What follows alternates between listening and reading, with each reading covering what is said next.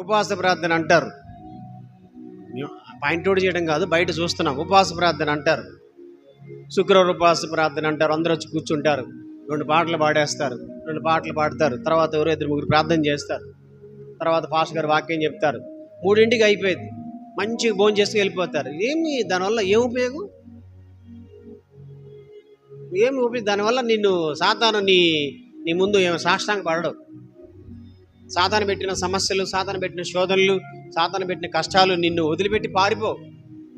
సాతాను నీ ముందు పారిపోవాలంటే, వాడు నిన్ను వదిలిపెట్టి వెళ్ళిపోవాలంటే నువ్వు ఎస్తేరులాగా ప్రార్థన చేయాలి. సాతాన్ని కదిలించే ప్రార్థన చేయాలి. వాడికి చెమటలు ఉట్టాలంటే, వాడికి వణుకు ఉట్టాలంటే నువ్వు ఎస్తేరు చేసిన ప్రార్థనలు చూసి మీరు ఇది నేర్చుకుంటేనే మీరు బాగుపడతారు. దేవుడి సన్నిధిలో ఒక మొక్కుబడి చేసుకొని ప్రార్థన మొదలు పెట్టాలి.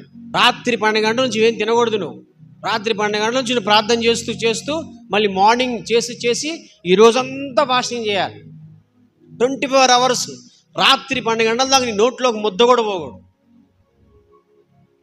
ముద్ద మీద కన్నా శ్రద్ధ నీ సమస్య మీద ఉండాలి. నీకు ఆకలి మీద శ్రద్ధ కన్నా నీకు వచ్చిన సమస్య మీద శ్రద్ధ ఉండాలి. నాకు ఇది జవాబు కావాలి, నువ్వు ఇచ్చేదాకా నేను తినా. అది అప్పుడు వాడు భయపడతాడు. హల్లెలూయా. నిన్ను ఇబ్బంది పెట్టేవాడికి అప్పుడు వణుకు పుట్టిద్ది. అరే నిజంగా సీరియస్గా చేస్తుంది ఈమె, సీరియస్గా చేస్తుంది ఈయన అని భయపడతాడు వాడు.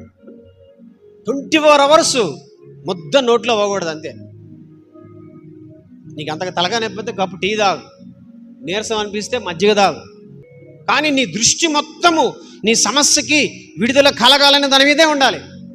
నేను ఉపవాసం ఉంటున్నాను, నా ఉపవాసం ద్వారా నా సమస్యకి జవాబు రావాలి. అది ఉపవాసం. 3 దినాలు కడుపు మార్చాలి. 3 రాత్రులు 3 పగళ్ళు నువ్వు నోట్లోకి ముద్ద వాకుండా నీ సమస్య మీద ఫోకస్ చేయాలి.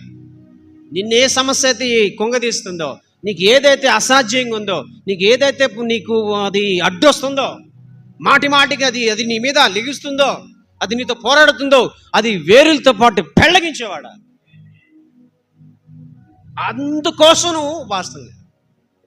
నీ జీవితంలో అసాధ్యాన్ని సాధ్యంగా మారేదాకా, ఆ సాతాను సామ్రాజ్యాలు, వాడి యొక్క దుర్గాలు ఏరులతో పాటు పెళ్ళగించేదాకా 1, 2, 3 రోజులు పెట్టుకోవాలి. అట నీ జీవితంలో ఆ అనుభవం లేకపోతే వాడు నీ ముందు నాట్యం ఆడతాడు. నువ్వు ఎన్నేం చేసుకో, వాడు నవ్వుతూనే ఉంటాడు. నీ భక్తిలో శక్తి ఉండదు, నీ ప్రార్థనలో శక్తి ఉండదు, నీ లైఫ్లో దేవుడి శక్తి ఉండదు. దేవుడి శక్తి, దేవుడి బలము, దేవుని అభిషేకం, దేవుని యొక్క మహిమ నీ మీద అల్లాడాలంటే, నువ్వు వెళ్తున్న ప్రతి మార్గములో సాతాను అడ్డు తొలగాలంటే నువ్వు ఖచ్చితంగా ఉపవాస ప్రార్థన ఎస్తేరులాగా చేయాలి, దానియేలులాగా చేయాలి, మోషేలాగా చేయాలి, యేసు ప్రభులాగా చేయాలి.